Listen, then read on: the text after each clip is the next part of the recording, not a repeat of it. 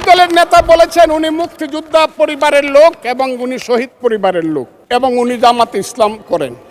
এটা ডাবল অপরাধ। সেই গণঅভ্যুত্থানকে যারা মুক্তিযুদ্ধ এবং মুক্তিযোদ্ধার সঙ্গে তুলনা করতে চায়, জুলাই যুদ্ধ এবং মুক্তিযুদ্ধ, তাদেরকে আমি বলবো, সবাইকে আমি বলবো, এই কথাটা বলাই অন্যায়।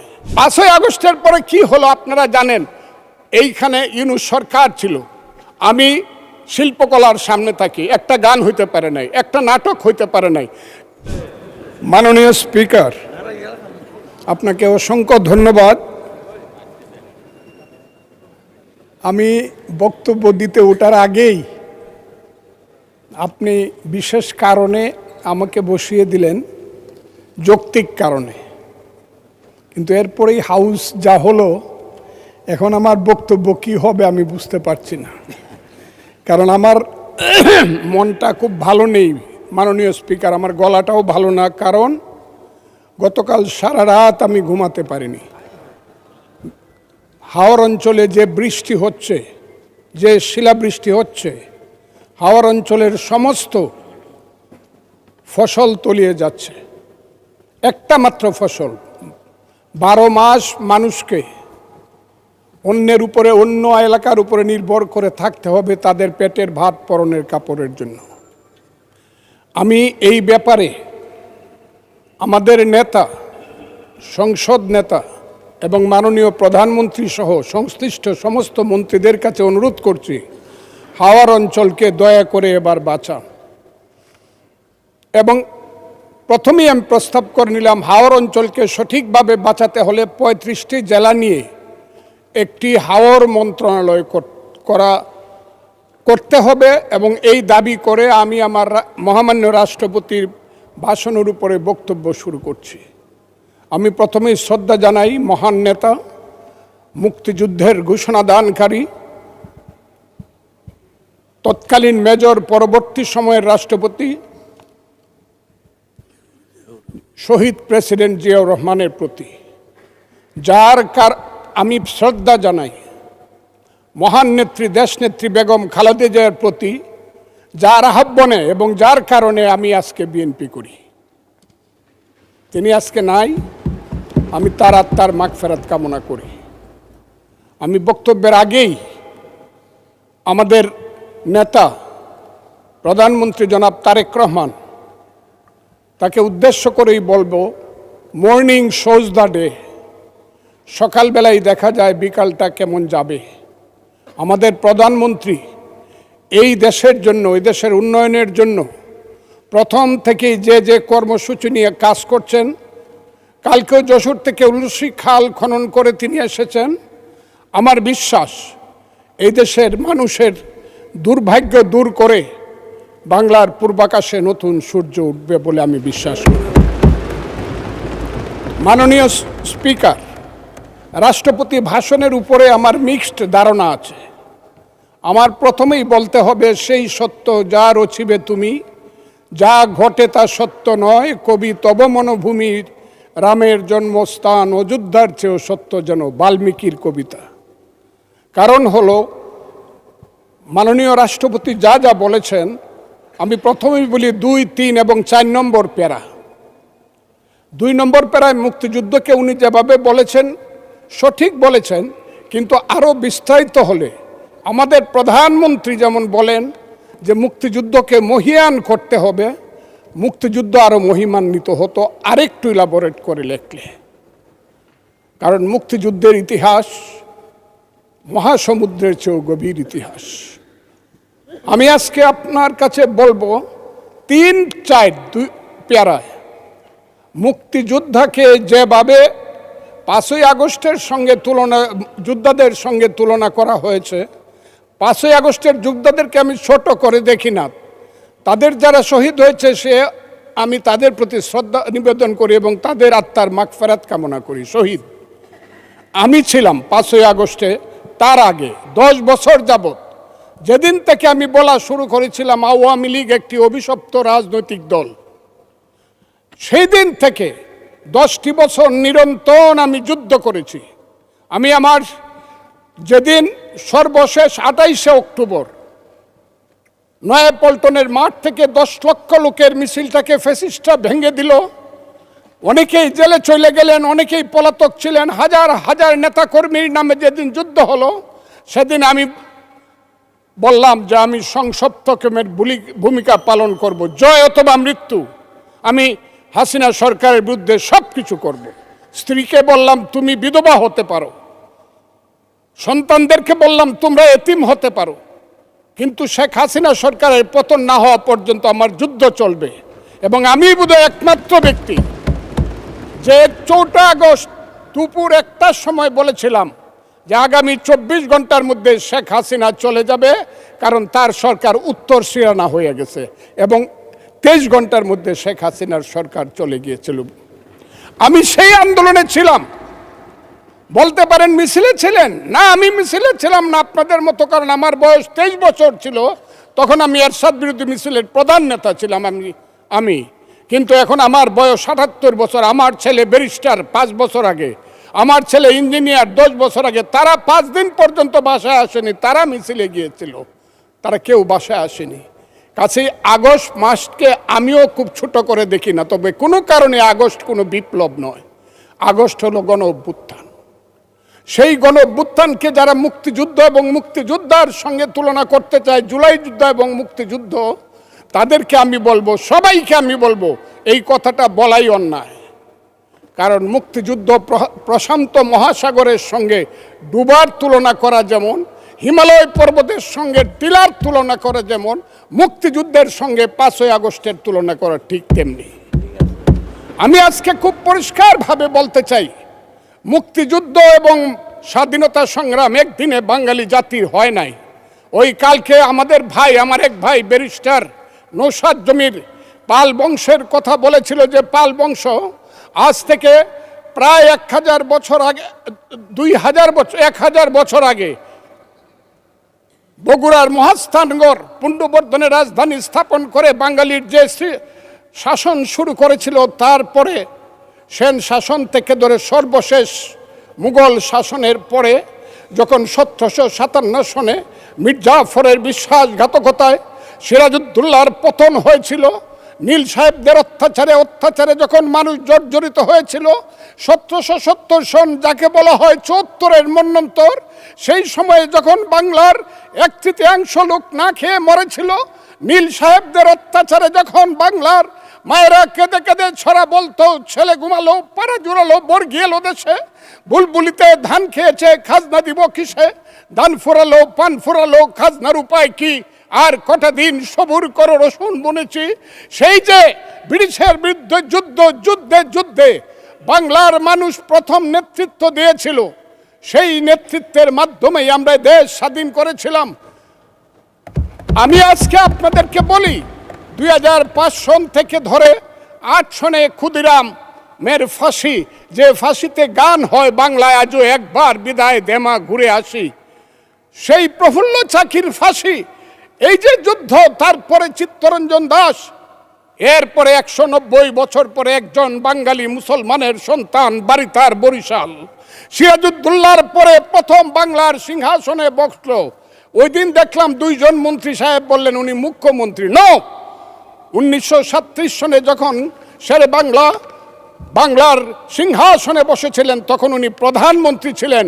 সেই শেরে বাংলা ফজলুল হক, হুসেন শহীদ সোহরাওয়ার্দী, দেশ থেকে দেশান্তরে গিয়ে সুভাষ বোস, মৌলানা আব্দুল হামিদ খান ভাসানী, বঙ্গবন্ধু শেখ মুজিবুরেরা বাংলাদেশের স্বাধীনতা সংগ্রামের ভিত্তি স্থাপন করেছিল। সেই ভিত্তির উপরে দাঁড়িয়েই 1971 সনে আমাদের নেতা সেই শহীদ জিয়াউর রহমান বলেছিলেন প্রথম নিজের নামে, I Shahid Zia, I major Zia do hereby declare the independence of Bangladesh, প্রথম নিজের নামে, পরে বঙ্গবন্ধুর নামে। আমি আজকে আপনাদের কাছে বলতে চাই, মুক্তিযুদ্ধ এত সহজ জিনিস না। আপনি যে এখানে বসে আছেন, আপনি যে সালুটি করে যুদ্ধ করেছিলেন 4 দিন, কত লোক মারা গিয়েছে, কত সন্তান শহীদ হয়েছে, একটা বন্দুকের আওয়াজ, একটা কামানের আওয়াজ সিলেটে হয়েছে, আর আমি ময়মনসিংহে বসে সেই আওয়াজটি শুনেছি। আখাউড়াতে সেই নদীতে যে যুদ্ধ হয়েছে, যে যুদ্ধে নেতৃত্ব দিয়েছে খালেদ মুশাররফ, হায়দারেরা সেই শব্দ আমার বাড়ি থেকে 100 কিলোমিটার দূরে সেই শব্দ আমি শুনেছি। ওই যে ধানোয়া কামালপুরে কর্নেল তাহেররা যুদ্ধ করেছে সেই যুদ্ধের সংবাদ শব্দ আমি কিশোরগঞ্জ থেকে শুনেছি। 11টা সেক্টর ছিল। 1 নম্বর সেক্টর কমান্ডার জিয়াউর রহমান, 2 নম্বর খালেদ মোশাররফ। জিয়াউর রহমান যখন ব্রিগেড কমান্ডার হলেন তখন কমান্ডার হলেন সেইখানে। ওই ফেনীর যুদ্ধ, জাফর ইমামদের আজকে যাই করুক তারা, বিলুনিয়ার যুদ্ধ তো আমরা বলবো না। 2 নম্বর সেক্টর কমান্ডার খালেদ মোশাররফ হায়দার, 3 নম্বর সেক্টর কমান্ডার শফিউল্লাহ, 4 নম্বর সিআর দত্ত, 5 নম্বর মীর শৌকত আলী, 6 নম্বর MK বাশার, 7 নম্বর কাজী নুরুজ্জামান, 8 নম্বর MA মঞ্জুর, 9 নম্বর MA জলিল এবং সর্বশেষ 11 নম্বর হইল কর্নেল তাহের, যার পা চলে গিয়েছিল। সেই যুদ্ধ, যে যুদ্ধে সারা পৃথিবী জড়িত ছিল, যে যুদ্ধে ইন্ডিয়া 3রা ডিসেম্বর 1971 সনে আমাদেরকে সহযোগিতা করার জন্য অংশগ্রহণ করেছিল এবং তার হাজার হাজার সৈন্য এই মাটিতে রক্ত দিয়ে গেছে, এবং যে ইন্ডিয়া আমাদের দেশের স্বাধীনতার জন্য বঙ্গোপসাগরে যে 7ম নৌবহর এসেছিল আমেরিকার, বিশ্বযুদ্ধের রিস্ক নিয়েছিল আমাদের জন্য। সোভিয়েত ইউনিয়নের মতো 3টা ভেটু দিয়েছিল, তা না হলে আমাদের দেশ স্বাধীন হতো কিনা সন্দেহ ছিল। সেই মুক্তিযুদ্ধের সঙ্গে যখন 1 মাসের গণ আন্দোলনকে তুলনা করা হয় তখন মুক্তিযুদ্ধকে ছোট করা হয়। আমি মনে মনে ভাবি হয়তোবা আমি মরে গেলেই ভালো হতো। আমি আজকে আপনাদের কাছে প্রশ্ন রাখতে চাই, 5ই আগস্টের পরে কি হলো? আমাকে একটু 5ই আগস্টের পরে কি হলো আপনারা জানেন। এইখানে ইউনূস সরকার ছিল, আমি শিল্পকলার সামনে থাকি। একটা গান হইতে পারে নাই, একটা নাটক হইতে পারে নাই, একটা লালনের গীতি হইতে পারে নাই, একটা বাউল গান হইতে পারে নাই। সব কিছু কালো শক্তি ধ্বংস করে দিয়েছিল। তারা বলেছিল কোনো মুক্তিযুদ্ধ হয় নাই, 47-এর যুদ্ধ হয়েছে, আর 24-এর যুদ্ধ হয়েছে, আর 71-এ গন্ডগোল হয়েছে। সেই দিন মুক্তিযোদ্ধা হিসাবে আমি বলেছিলাম, আমি বলতে পারবো কিনা কথাটা আপনি, এই আলবদর রাজাকারের বাচ্চারা, এখনো কিন্তু ফজলুর রহমানদের মতো মুক্তিযোদ্ধারা জীবিত আছে। এই দেশে মুক্তিযুদ্ধ হয়েছে, মুক্তিযুদ্ধ সত্য, 30 লক্ষ লোক জীবন দিয়েছে, এটাও সত্য। এই যুদ্ধের মধ্য দিয়েই আমরা সেদিন তাদের সঙ্গে যুদ্ধ করেছি। আমার বাড়ির সামনে মব হয়েছে আমাকে হত্যা করার জন্য। সেদিন আমি আজকের পুলিশকে ধন্যবাদ দিব, আজকের মিলিটারিকে ধন্যবাদ দিব। 10 মিনিটের মধ্যে আমার বাড়ির সামনে তারা গিয়ে উপস্থিত হয়েছে আমাকে বাঁচানোর জন্য।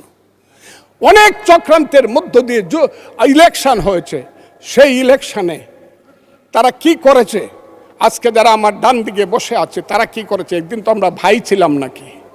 তারা যা করেছে সেটা কল্পনা করার মতো না। যত চক্রান্ত করেছে, সেই চক্রান্তের ভিতর দিয়ে যখন তারা প্রচার করতে শুরু করলো তারা বাংলায় 2/3 মেজরিটি পেয়ে তারা পাস করবে, আমি হতভাগা ফজলুর রহমান বলেছিলাম জামাত জোট যদি মেজরিটি পায় তাহলে আমি বিষ খাবো।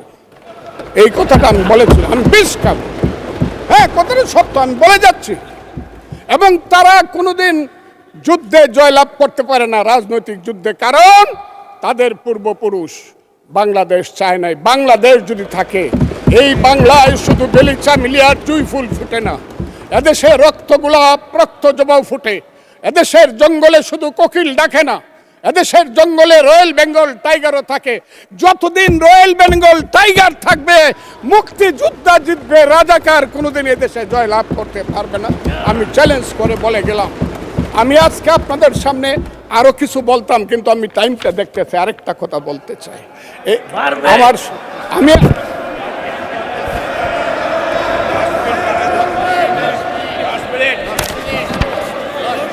আমাকে 5 মিনিট সময় দেন, আমি শেষ করে ফেলবো। আমি আজকে আপনার সামনে শুধু বলতে এসেছি, মাননীয় সদস্য, আরো 3 মিনিট দেওয়া হলো আপনাকে। আমি বলতে এসেছি, হ্যাঁ, আমার বক্তব্যের পরে বলবে আমরা কি মুক্তিযুদ্ধ করি নাই। যেমন বিরোধী দলের নেতা বলেন, ওনাকে আমি অসম্মান করি না, সব সময় মাননীয় বলে কথা বলি, কিন্তু ওনার দলের লোকজন এখানে বসে আছে, তারা আমাকে ফজা পাগলা বলে কথা বলে। উনি একদিন এটা বলেন তারা নাকি সভ্য, তারা নাকি ইসলাম। এবং উনি যে বলতেছে, ওই দিন বললো যে আমার দাড়ি পাকা, আমার চোখের সমস্ত পাকা। উনি আমার চেয়ে 10 বছরের ছোট। আমার বয়স 78 বছর। আমি 48 সনে জন্মগ্রহণ করেছি, উনি 58 সনে জন্মগ্রহণ করেছে। কথাটা সত্য না মিথ্যা? মাননীয় সদস্য, আমি ওনাকে আপনাকে কেউ এই ধরনের উক্তি করেছে আপনার সম্বন্ধে? এরকম তো সংসদে কেউ বলে নাই তো না এরকম। বলছি করেছে, আপনি কেন করেছে। নিজের টেনে করেছে বলেন, please। আছে এখানে উপস্থিত। আমি আজকে আপনাকে বলতে চাই, বলতে থাকেন, আপনি বলতে থাকেন। আচ্ছা, আমি যে কথাটা বলতে চেয়েছিলাম, বিরোধী দলের নেতা বলেছেন উনি মুক্তিযোদ্ধা পরিবারের লোক এবং উনি শহীদ পরিবারের লোক এবং উনি জামাতে ইসলাম করেন। এটা ডাবল অপরাধ। মুক্তিযোদ্ধা পরিবারের লোক কেউ জামাত করতে পারে না। আর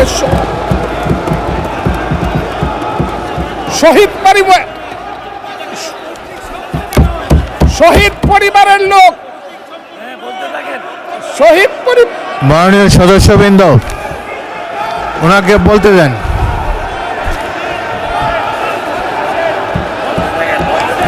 শহীদ মাননীয় পরিবারের লোক, সদস্যবৃন্দ, অর্ডার। শহীদ আপনারা পরিবারের শৃঙ্খলা লোক, রক্ষা করুন। কেউ মাননীয় জামাত সদস্যবৃন্দ, সংসদে শৃঙ্খলা রক্ষা করুন। মাননীয় শহীদ সদস্য পরিবারের ফজলুর লোক। রহমান, আমি ঠিক আপনি আছে, শেষ করুন। ওনারা কষ্ট পাইতেছেন তো। বক্তব্য শেষ করুন। আমি আবারও বলে রাখলাম, শহীদ পরিবারের লোক তো জামাত করতেই পারে না, আর জামাত করলে ডাবল অপরাধ করতেছে। 2,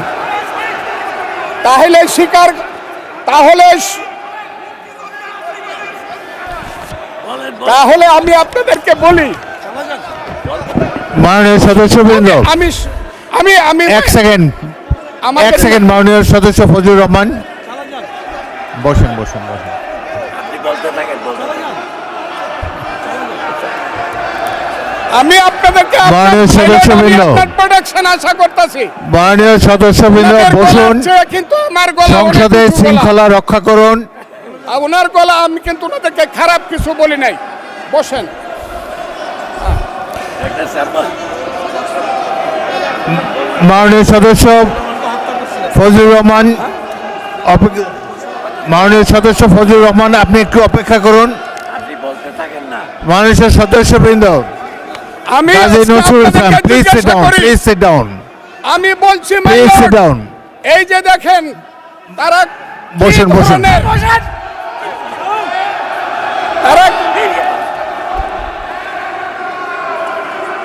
তারা কি ধরনের আচরণ করছে।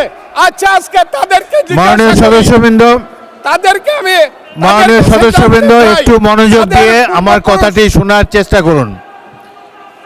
বসেন, ভাইয়া।